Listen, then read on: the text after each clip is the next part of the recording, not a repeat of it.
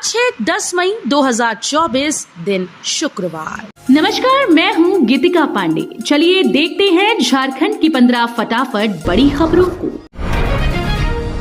PM Modi के चुनावी कार्यक्रम में फिर हुई बदलाव। 11 नहीं अब 14 मई को आएंगे झारखंड।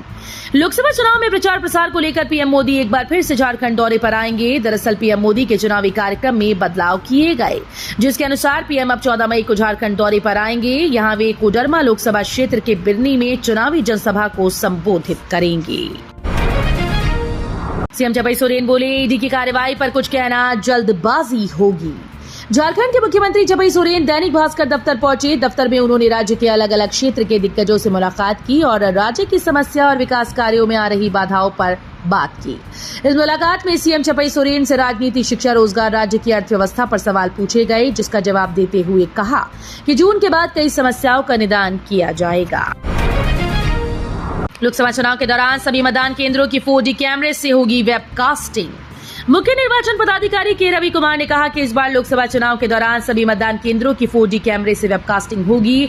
मतदान केंद्र के अंदर और बाहर दोनों ओर की मॉनिटरिंग होगी। जीपीएस ट्रैकिंग से ईवीएम वाले वाहनों पर नजर रखी जाएगी। इस वेबकास्टिंग की मॉनिटरिंग मुख्य निर्वाचन कार्यालय, जिला निर्वाचन कार्यालय के साथ साथ भारत निर्वाचन आयोग के स्तर से होगी। विधानसभा चुनाव लड़ने के लिए कोयला घोटाले में दोषी मधु कोड़ा ने खटखटाया दिल्ली हाईकोर्ट का दरवाजा। झारखंड के पूर्व मुख्यमंत्री मधु कोड़ा ने दिल्ली हाईकोर्ट में याचिका दायर की है और कोयला घोटाले मामले में ट्रायल कोर्ट की ओर से दोषी ठहराए जाने के फैसले को निलंबित करने की मांग की। फिलहाल दिल्ली हाईकोर्ट ने मधु कोड़ा की याचिका पर सीबीआई को नोटिस जारी किया और 13 अगस्त को सुनवाई करने का आदेश दिया। हाईकोर्ट में सुनवाई के दौरान सीबीआई ने मधु कोड़ा की याचिका का विरोध किया। झारखंड के किसानों के लिए खुशखबरी, इस दिन आएगा किसानों का पैसा।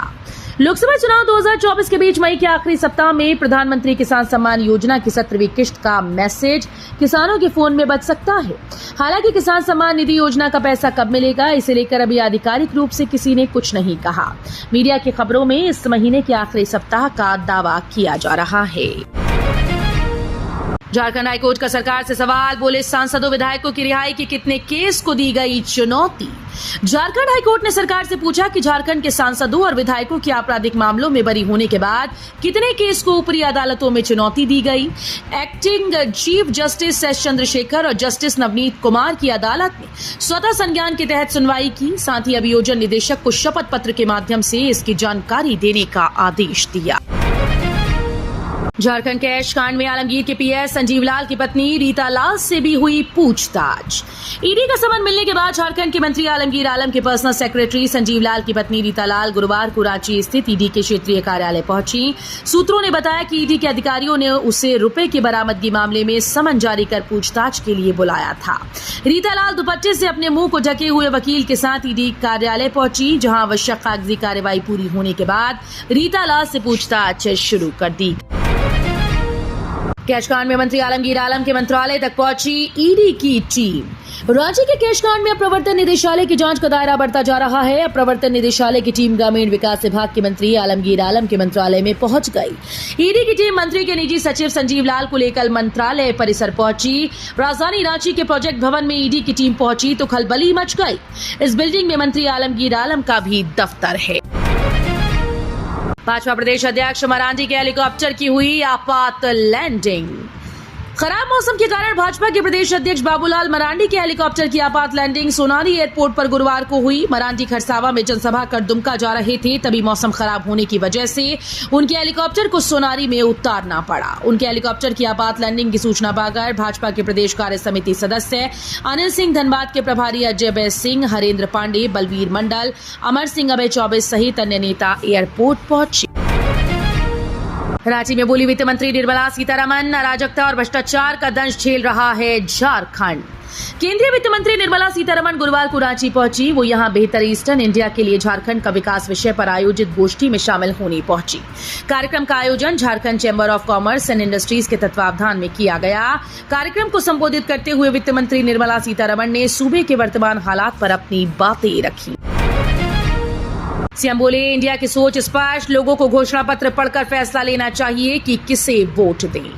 मुख्यमंत्री चपई सोरेन ने अपनी सरकार के एजेंडे को सामने रखा। स्वास्थ्य, शिक्षा, उद्योग विस्थापन और लोकसभा चुनाव समेत राज्य के अन्य मुद्दों पर पूछे गए सवालों का बेबाकी से जवाब दिया। उन्होंने कहा कि शिक्षा, सिंचाई, स्वास्थ्य उनकी सर्वोच्च प्राथमिकता है, क्योंकि शिक्षा में सुधार से ही लोग समाज, प्रदेश और देश के विकास के बारे में सोच सकते हैं। सिंचाई से ग्रामीण इलाकों में रोजगार के अवसर पैदा होंगे। हर व्यक्ति का स्वास्थ्य का ठीक होना जरूरी है। ट्रेन से टकराकर हाथी की मौत। जंगल से भटककर पहुंचा था रेलवे ट्रैक के पास। दक्षिण पूर्वी रेलवे के मुरी डिवीजन अंतर्गत ईचाटी और लेटेमदा स्टेशन के बीच हाथियों का झुंड रेलवे ट्रैक क्रॉस कर रहा था। इस बीच एक हाथी हावड़ा हटिया रांची एक्सप्रेस ट्रेन की चपेट में आ गया और उसकी मौत हो गई। हाथी की जोरदार टक्कर से लोहे का पुल भी बेंड हो गया, साथ ही 25,000 वोल्ट की तारें टूट गई। इससे ट्रेन परिचालन बाधित रहा। मिली जानकारी के मुताबिक गुरुवार की सुबह 3:30 के आसपास हाथी का झुंड ट्रेन से टकराया था। ईडी के नोटिस से डरकर कर ली खुदकुशी। जमीन घोटाले में किया गया था तलब। झारखंड में प्रवर्तन निदेशालय के ताबड़तोड़ एक्शन के बीच एक आत्महत्या को जांच एजेंसी के नोटिस से जोड़ा जा रहा है। एक जमीन कारोबारी ने रांची में फांसी लगाकर आत्महत्या कर ली। बताया जा रहा है कि जमीन घोटाले में ईडी से नोटिस मिलने के बाद से मृतक तनाव में था। गुरुवार सुबह उसका शव फंदे से झूलता मिला। मामला राजधानी रांची के लालपुर थाना क्षेत्र स्थित सिल्वर डेल अपार्टमेंट का है। झारखंड सरकार के मंत्री को ईडी भेज सकती है नोटिस। ग्रामीण विकास मंत्री आलमगीर आलम के पीएस संजीव लाल, उसके सहायक जहांगीर आलम की गिरफ्तारी के बाद ईडी बड़ा एक्शन ले सकती है। सूत्रों की माने तो ईडी मंत्री आलमगीर को भी समन करने की तैयारी में है, जिसमें मंत्री आलमगीर आलम की मुश्किलें बढ़ती नजर आ रही हैं।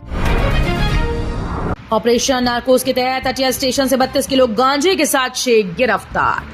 ऑपरेशन नार्कोस के तहत हटिया स्टेशन से 32 किलोग्राम गांजे के साथ 6 लोग को गिरफ्तार किया गया। बरामद गांजे की 16 लाख रुपए बताई जा रही है। आरपीएफ के अधिकारी, फ्लाइंग टीम और जीआरपी रांची के सहयोग से हटिया स्टेशन के प्लेटफॉर्म नंबर 3 पर चेकिंग अभियान चलाया जा रहा था। तो ये थी आज की बड़ी खबरें। अगर आपको न्यूज पसंद आई हो तो वीडियो को लाइक और शेयर करना बिल्कुल न भूलें।